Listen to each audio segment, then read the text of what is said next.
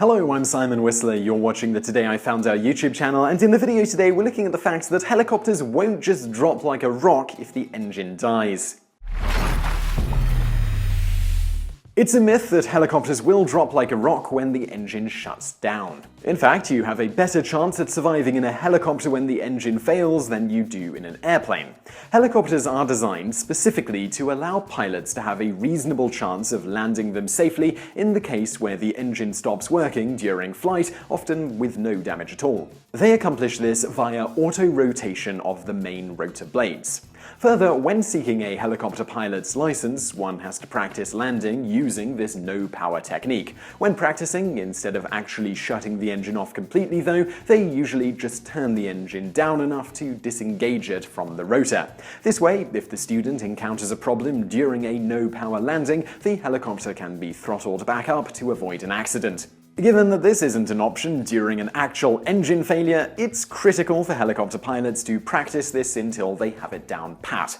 A landing via auto-rotation is also sometimes necessary if the rear rotor blades stop functioning properly, no longer countering for the torque of the main rotor blades, so the helicopter will spin if the engine isn't turned off. Whether this happens and the pilot shuts off the engine, or in the case of actual engine failure, once the engine drops below a certain number of revolutions per minute relative to the rotor RPM rate, a special clutch mechanism called a freewheeling unit disengages the engine from the main rotor automatically.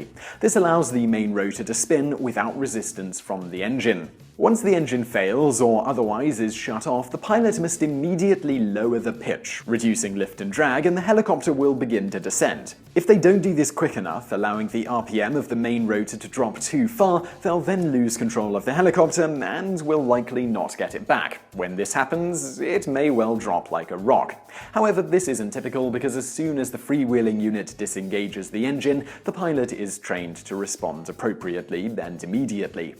Exactly what the correct glide angle is to maintain optimal rotor RPM varies with different helicopter designs, but this information is readily available in the helicopter's manual. The glide angle also varies based on weather conditions, wind, temperature, etc., weight, altitude, and airspeed. But in all cases, a correct glide angle has the effect of producing an upward flow of air that will spin the main rotor at some optimal RPM, storing kinetic energy in the blades. As the helicopter approaches the ground, the pilot must then get rid of most of their forward motion and slow the descent using the stored-up kinetic energy in the rotors. If done perfectly, the landing will be quite gentle. They accomplish this by executing a flare, pitching the nose up at the right moment. This will also have the effect of transferring some of that energy from the forward momentum into the main rotor, making it spin faster, which will further allow for a smooth landing.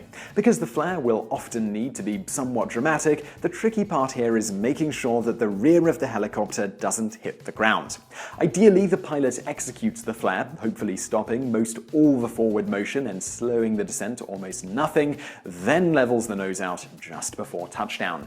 Auto-rotation may sound like a fairly complex and difficult thing to do, but according to one instructor, it's really not that difficult compared to a lot of other aspects of flying a helicopter. In fact, he stated that most students have a lot more trouble when they first try things like hovering than they do when they try a no-power landing. Granted, this is partially because students don't try auto-rotation landings until they are near the end of their training, so they are more skilled than when they first try a lot of other maneuvers, but still. It's apparently not nearly as difficult as it sounds, and most of the problems students have just stem from being nervous at descending at a higher than normal rate. I'm going to link to someone actually performing this maneuver in the description below, so be sure to check it out. Anyway, I hope you really enjoyed that video. If you did, please do give us a like below, and don't forget to subscribe. Also, over there on the right are a couple of other videos you'll probably enjoy if you enjoyed this one, and thanks for watching.